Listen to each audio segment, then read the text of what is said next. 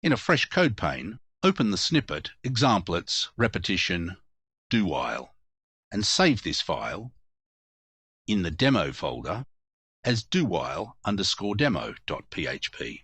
This demo comprises two parts, separated by an HTML horizontal rule. The first part illustrates the fact that even though the condition, while I is greater than 0, is never met because I is initialized here to 0 and is not changed in the code, the braced code still executes exactly once.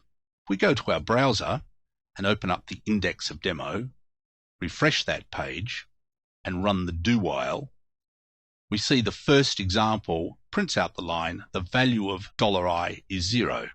And that's because in a do while, the brace code is always executed once.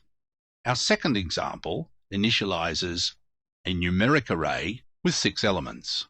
It then initializes a counter variable, ii, and prints out the value of the array variable with index ii begins with A. Well, clearly they don't all begin with A. 2 of them down here begin with B. But the condition says do this only while substring of company ii starting at character 0 for a length of 1 character has the value of A. So this braced code will stop executing when it finds a record that doesn't begin with A. Consequently, when we execute it, the code only prints out the 4 lines where the company name starts with A.